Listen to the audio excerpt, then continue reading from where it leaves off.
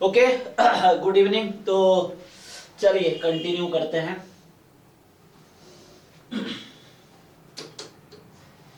सो हमने अभी तक है ना जैम के 2023 से लेके 2018 तक के एक एक पेपर का एक एक क्वेश्चन डिस्कस किया है। एटलीस्ट वो क्वेश्चन जिसमें आपके डाउट था है ना, वो तो डिस्कस किया ही हमने, वो चीज है। अब आए 2017 पे, और जैसे कुछ बच्चा मुझे टेक्स्ट कर रहा था पर्सनली कि सर जैसे जैम का तो सॉल्यूशन बुक भी अवेलेबल है 2018 तक, तो मेन चैलेंज बच्चों के लिए जो था वो था 2019, 20, 21, 22, 23।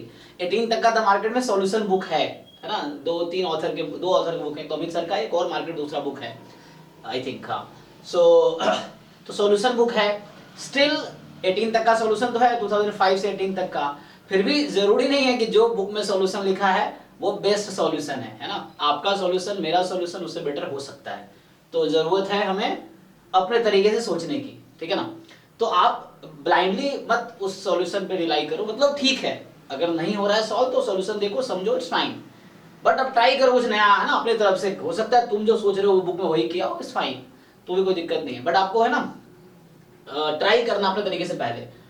और जो भी जैम गेट मैं फ्रीक्वेंटली बोल रहा हूं कि जिन लोगों ने पूरा सिलेबस कवर कर लिया जैम गेट का, और जिन लोगों ने पीवाईक्यूज कर लिए हैं पूरे, है ना 100%। जैसे जैम का तो सिलेबस बहुत पहले कंप्लीट हो गया है। गेट का 95 मार्क्स का सिलेबस मैंने ही पढ़ाए हैं, और 5 मार्क्स का जो सिलेबस, 4 मार्क्स का स्पेशली, क्योंकि रिग्रेशन के 2 क्वेश्चन आते हैं ना, रिग्रेशन एनालिसिस के 2 क्वेश्चन आते हैं, कभी 2 मार्क्स के 2 हो गए, कभी 1 मार्क्स, कभी 2 मार्क्स के, 3 या 4 नंबर के रिग्रेशन एनालिसिस आते हैं। 96 मार्क्स का मैंने खुद ही पढ़ाया है पूरा सिलेबस। 4-5 नंबर का है ना, एक हमारे, हालांकि वो मेरा पुराना स्टूडेंट ही है, तो पहले मैंने उसको पढ़ाए हैं, तो वो मेरा स्टूडेंट ही जो रिग्रेशन एनालिसिस पढ़ा रहा है, तो 4-5 नंबर का वो पढ़ा रहा है। तो सिलेबस 1 वीक में गेट का भी कंप्लीट हो जाएगा, ठीक है ना। बाकी मैं गेट और जैम वालों से भी रिक्वेस्ट करूंगा, जैम गेट दोनों के पीवाईक्यू आप फ्रीक्वेंटली सॉल्व कीजिए 3-4-5 बार, और as a mock test solve करो आप, ठीक है ना। पीवाईक्यू साथ में हमारा मॉक टेस्ट तो चल ही रहा है ना, जो पोर्टल पे mock test at least 100 mock test वो चल ही रहा है।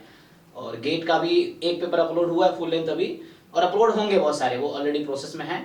तो आपके पास टाइम है अभी। आज क्या डेट है? आज 7 दिसंबर है। तो एग्जाम में एक्चुअली कितने दिन अभी है?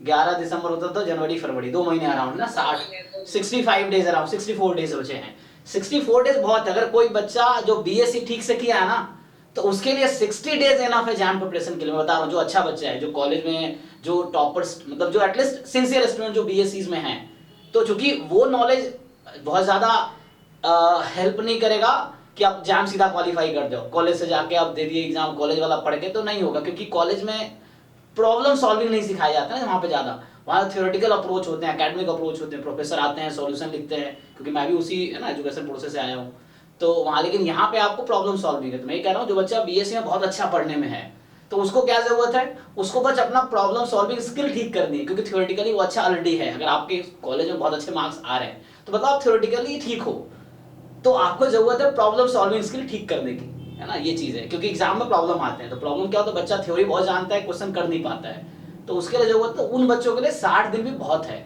और करना क्या है, सिलेबस, पीवाईक्यू, मॉक टेस्ट, अब इतना ही करो।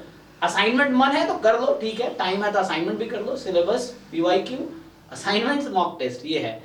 बट प्रॉब्लम खूब सॉल्व करो। तो ये चीज अभी 60 दिन बहुत है, ठीक है ना, तो उसका टेंशन लेना नहीं है, क्योंकि बहुत दिन है। मतलब जैम के लिए स्पेशली या गेट के लिए 60 दिन बहुत है इनफ, क्योंकि इतना वो प्रिपरेशन नहीं है और इतना कंपटीशन नहीं है कि आपको डरने की जरूरत है ना, क्योंकि कुछ ही मुट्ठी भर लोग हैं जो तैयारी ठीक से कर रहे हैं, उनमें से आप भी हो, ये चीज है। ठीक है, तो हम लोग स्टार्ट करते हैं।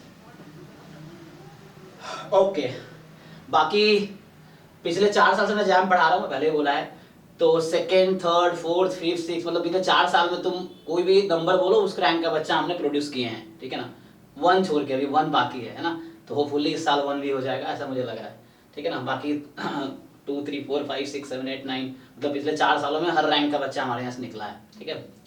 तो ये, और इस बार तो ऐसा है कि जहाँ जाओ बीएचयू वाला बच्चा कोई आता है अभी नया नया, सर आपके सारे स्टूडेंट वहाँ आपके ही हैं। कोई कानपुर वाला बच्चा भी आता है, मतलब कोई बात करता है, सर सारे स्टूडेंट आपके ही पढ़ाए हुए हैं, ऐसा है। क्योंकि पिछले साल तो मैं कई जगह पढ़ा रहा था, तो ऐसा है। तो मतलब वही सब बच्चे हैं जिनको पढ़ा रखा है हमने, मतलब मैंने ही पढ़ाए हैं, मैं भी उनसे बहुत कुछ सीखा हूँ।